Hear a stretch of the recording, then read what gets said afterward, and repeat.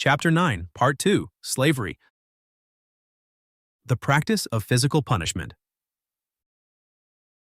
The widespread historical use of physical punishment for slaves and criminals largely arose from the absence of more effective alternatives. Imprisonment was considered costly and was primarily reserved for the elite, as it deprived them of their customary comforts and opportunities.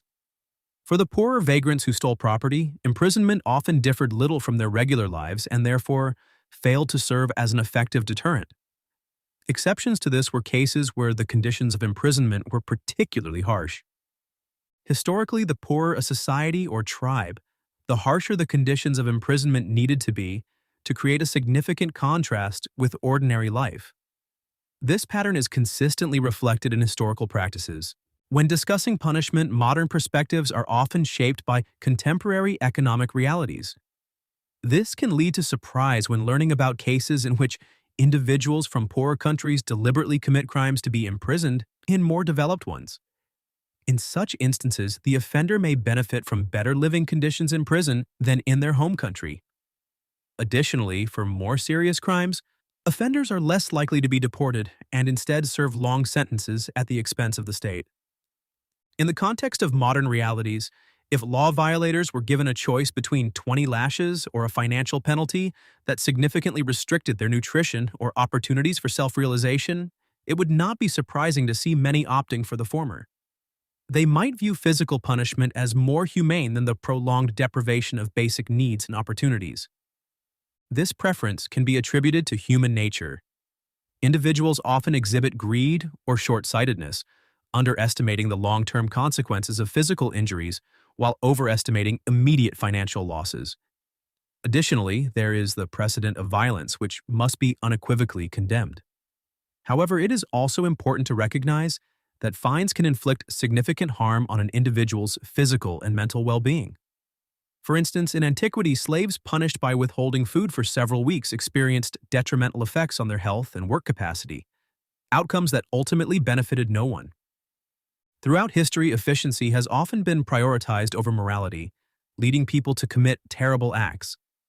A truly civilized society should reject any form of punishment that perpetuates harm and instead strive for more constructive and meaningful solutions.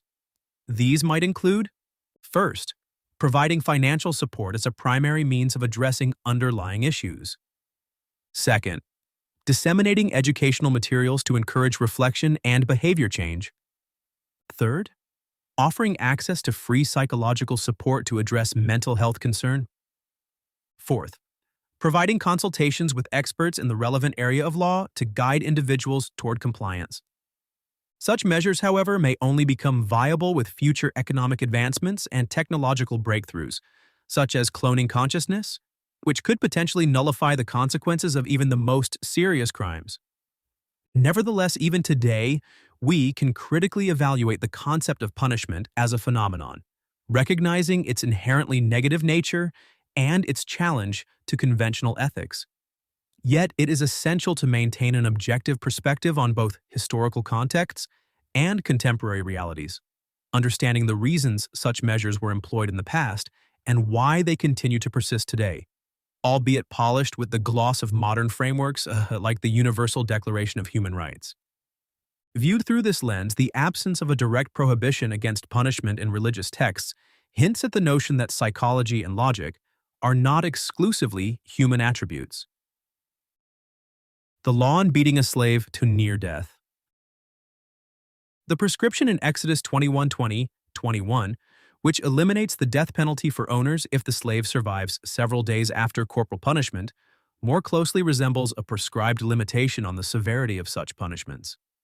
In the context of prohibitions against the cruel treatment of slaves, under the threat of capital punishment for owners, as interpreted in major ancient Hebrew sources such as the Targum and the works of Maimonides, and supported by most Christian commentators, the lack of clear conditions could hypothetically create a potentially dangerous situation. Without specific restrictions, a slave might conceivably exploit this law to provoke circumstances leading to the systematic elimination of their owners. It is likely that this provision aimed to prevent slaves from feigning physical abuse by their masters in a manner that might lead to their own deaths, as such an act would hardly be an appealing or effective measure of retaliation against a hostile tribe. The presence of this provision should not in any way be interpreted as encouragement to beat slaves to the brink of death. On the contrary, it likely served to impose limits on such actions, forcing owners to reflect on the consequences for themselves with each blow they inflicted. Even at that time, there was a basic understanding of medical risks. Arterial bleeding could cause death within hours. Cardiac arrest might result from pain-induced shock. A slave could lose consciousness and fall fatally, or a blow could damage vital organs, leading to death. Additionally, a severely punished slave might provoke their own death over the following days due to physical or emotional factors, all of which would fall under the definition of as a result of punishment. It is important to consider that the Jews held a deep fear of violating laws they believed to be divinely ordained. If the law prescribed death for the killing of a slave, then even a single fresh whip mark could suffice to convict the owner. Priests were more likely to err on the side of caution, choosing to uphold God's law as they understood it rather than risk neglecting a divine prescription, even if this meant delivering a potentially mistaken verdict on less explicitly detailed matters, in contrast to more detailed prescriptions, such as those governing the treatment of slaves. This law clearly accounted for unintended consequences, such as the possibility of a slave dying from an infection caused by even a minor scratch weeks after punishment. While such outcomes were tragic, the owner might not have intended to kill the slave or cause excessive suffering.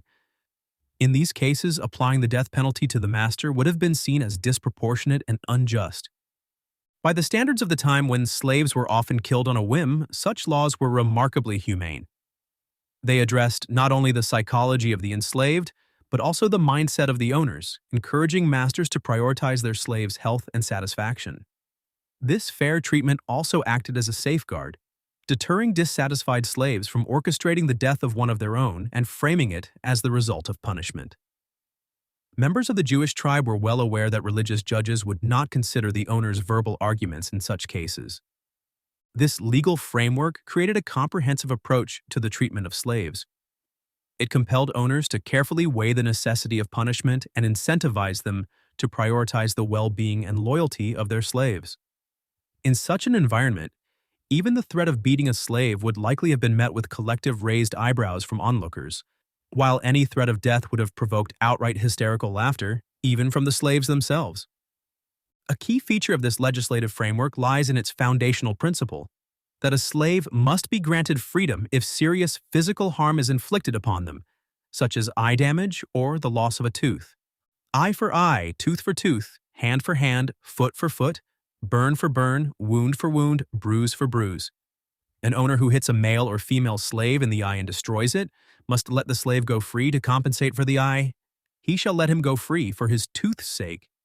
Exodus 21:24-27.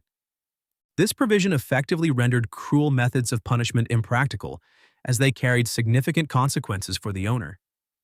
It created a situation where any physical harm, even minor, became highly disadvantageous for the master.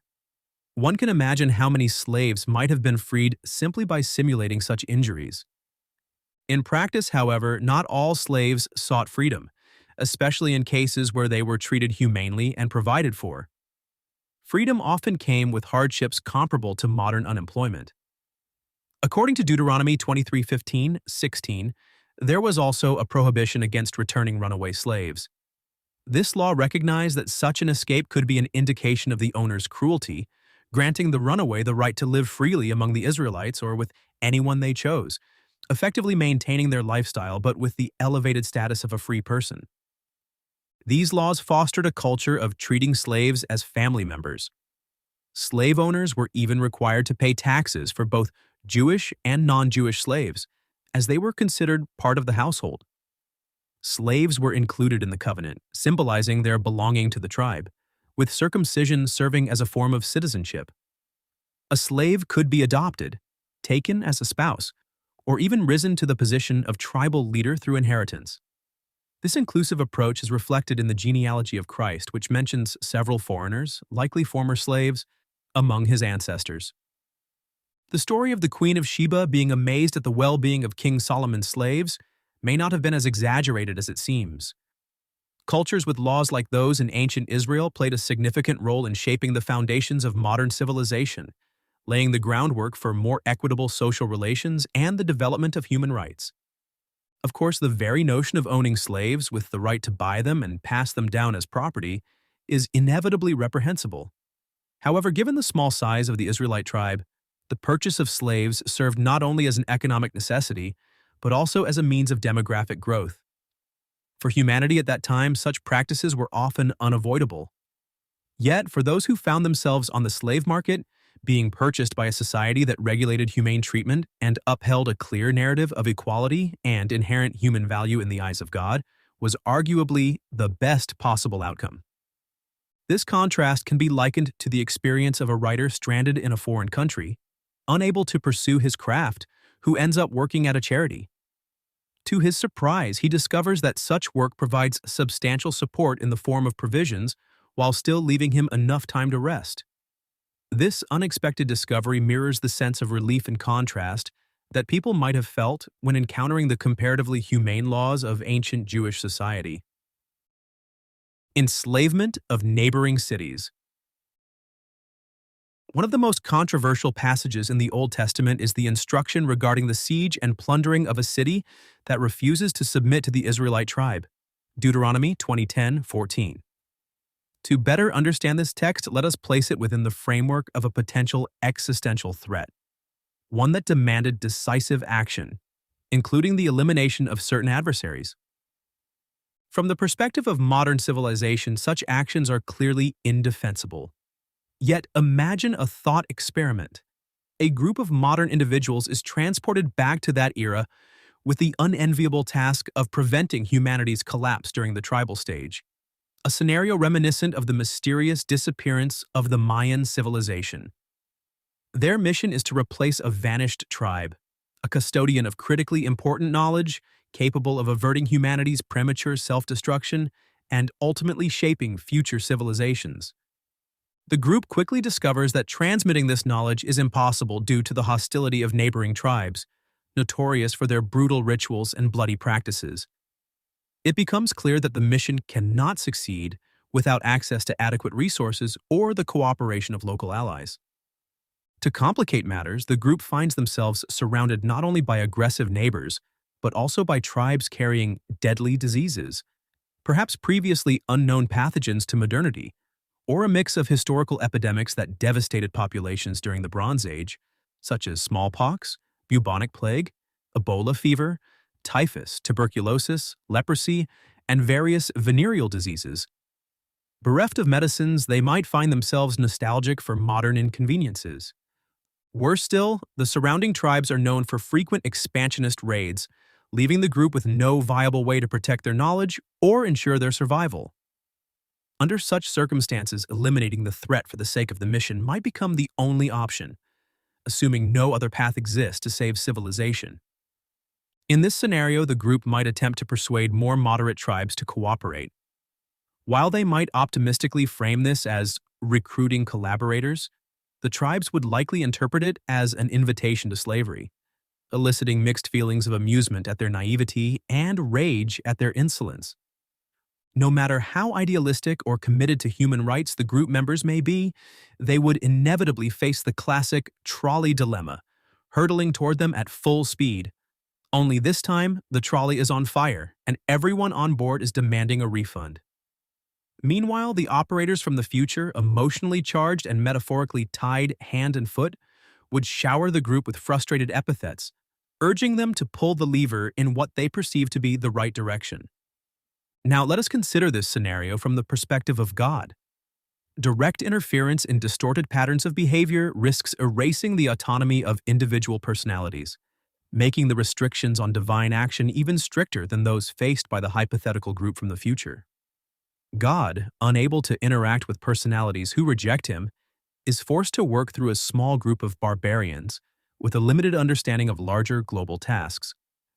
Maintaining their consent requires a careful balance of motivation, employing both carrot and stick methods. Over time, as the threat of losing critically important knowledge diminishes, the severity of this approach gradually softens. Unlike the group from the future, God possesses absolute certainty that the so-called Fertile Crescent is the most advantageous location for the effective dissemination of information and serves as an essential economic resource for its preservation. There is no doubt about the correctness of this choice, as any alternative scenario would entail even greater sacrifices. In this context, it is worth revisiting the profound depths of God's suffering, which surpasses that of any moralist. First, as an artist, he grieves over the destruction of his creation and the misinterpretations of his intent. Second, he feels the full spectrum of suffering endured by all sentient beings with nervous systems. Third, he experiences the mental anguish of humanity, including confusion, resentment, despair, and fear. Finally, he endures the profound personal torment of compromising with what he deems unacceptable, bearing it to preserve as many lives as possible. Sexual slavery. The regulation governing how female captives were treated, as described in Deuteronomy 21:10-14, reflects yet another reprehensible practice. Our goal is not to justify it, but to understand the motives that led ancient peoples to such behavior. Ultimately, when one's perspective shifts, the perception of what is observable cannot remain unchanged. From our modern standpoint, these practices will always appear abhorrent no matter how much we seek to understand their historical context. To illustrate this point, consider a simpler analogy. Our feelings toward the culture of so-called primitive peoples resemble how we might view our own first chess game. Evaluating that initial attempt from the vantage of our current experience, we would likely find it deeply flawed and unacceptable. Even if we could travel back in time to adjust our past selves, our perspective on those early tactics would remain unchanged, and our attitude toward them would never return to its original state. This raises a question: how much could we realistically alter in our past selves, given our capabilities at that stage of development? Would we aim to eliminate all actions unacceptable by our current standards, or would we focus on minimizing the most glaring violations? Upon analyzing our former state, it is likely that we would retain those errors we had already begun to address, but whose resolution required time and specific conditions. What stands out in the biblical verses about captives is their permissive rather than prescriptive nature. This indicates that such practices were already entrenched among the tribes. While this may seem a banal observation, it is precisely the banality of this historical reality that explains the allowance of these practices. However, what if a revolutionary ban had been imposed on all now condemned treatment of women, or at least on the most egregious acts such as sexual slavery?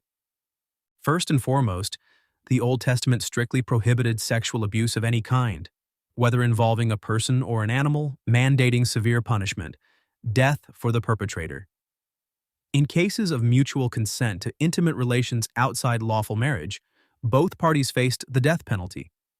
This not only helped curb infectious diseases within the tribe, but also mitigated the risk of demographic decline or even tribal extinction caused by a collapse of moral and social structures.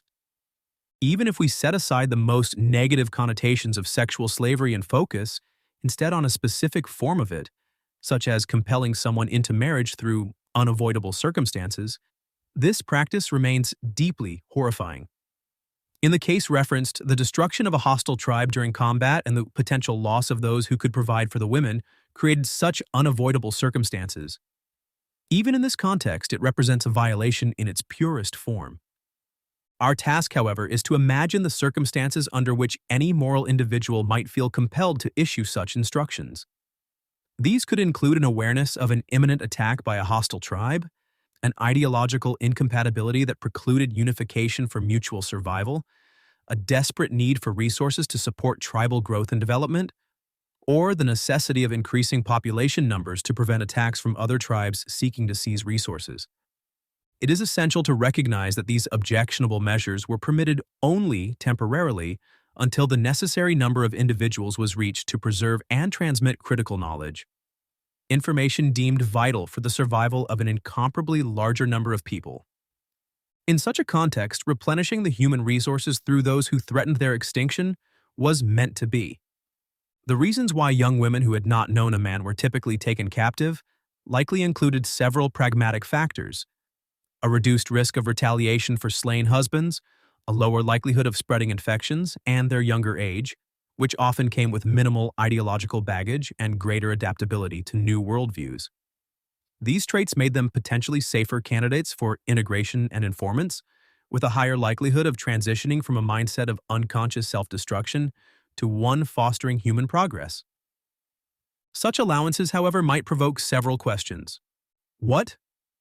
Why engage in speculative hypotheses about historical events we know so little about? These were typical Eastern tribes embroiled in wars, epidemics, and human sacrifice. Conjecture without data is like theorizing about Atlantis.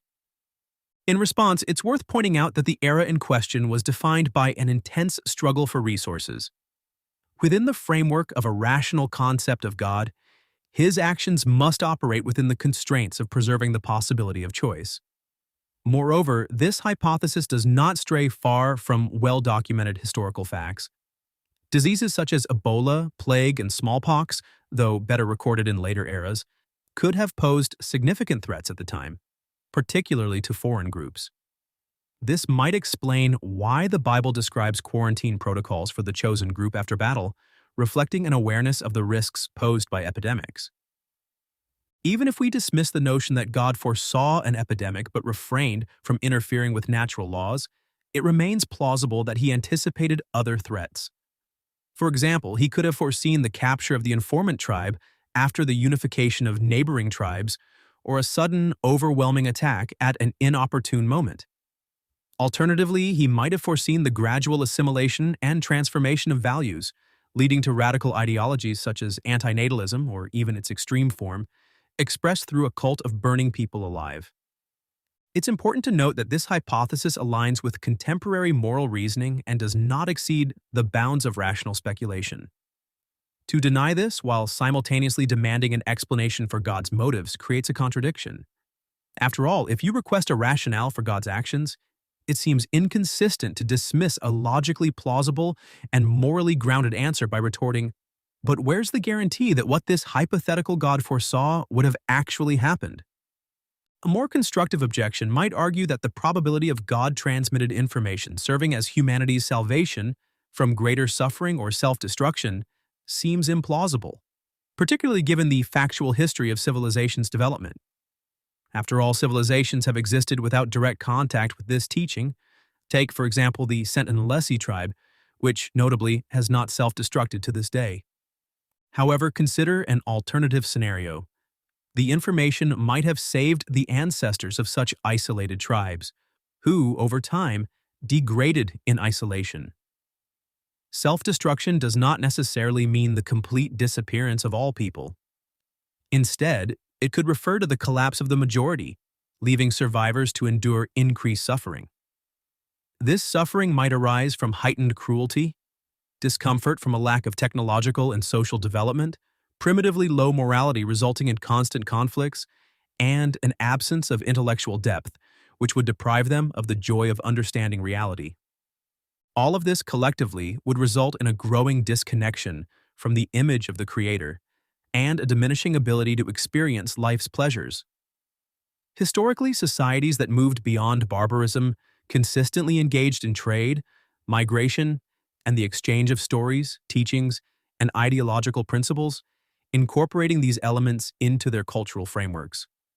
For example, the story of Noah spread to tribes in China, India, Australia, and other remote regions, demonstrating the interconnectedness of early societies. While innate conscience may serve as a foundation for morality, without a guiding ideology to illustrate the success of groups adhering to specific principles, societal development could easily take a different trajectory, such as that of the Mayan civilization, where conscience was suppressed and no example of a thriving civilization rooted in shared values existed to inspire progress. As a result, communities closer to this saving information achieved a higher level of civilization. When these groups deviated from the original morality, new groups often emerged that were closer to the essence of the teaching. These groups pushed progress further than those whose interpretations had led to stagnation or decline. This cycle provided a renewed stimulus for the advancement of parallel cultures, ensuring that the example of successful values continued to drive the survival and evolution of civilizations as a whole.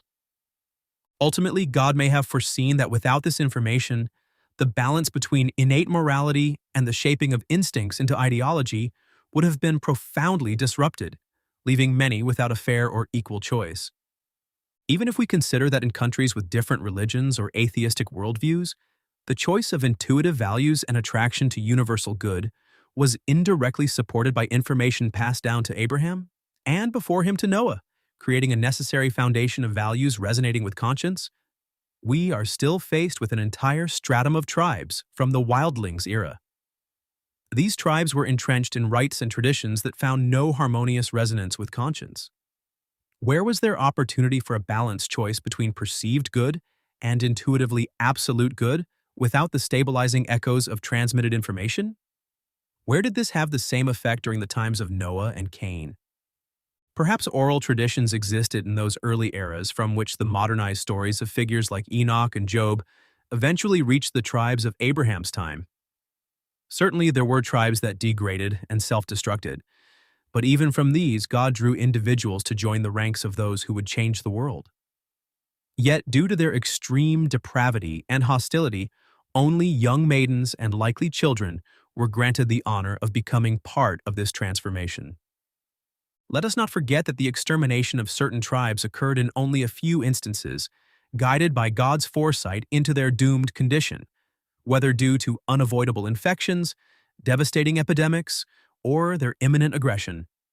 These dire circumstances required the destruction of their property and livestock, rendering such actions acts of tragic necessity rather than pursuits of gain.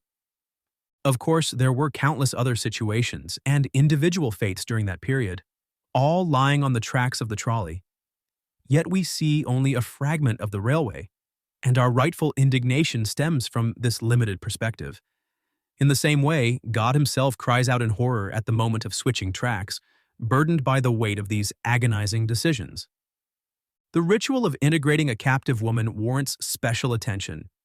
Her hair was shaved, her nails cut, her clothes changed, and she was given 40 days to mourn for her family and tribespeople.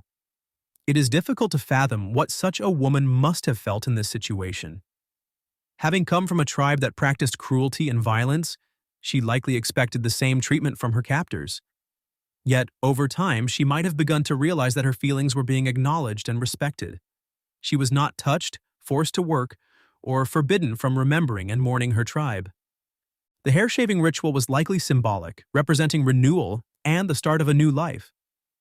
After a period of deep mourning, during which outward appearance often becomes secondary, came the opportunity to gradually regain one's sense of self and identity.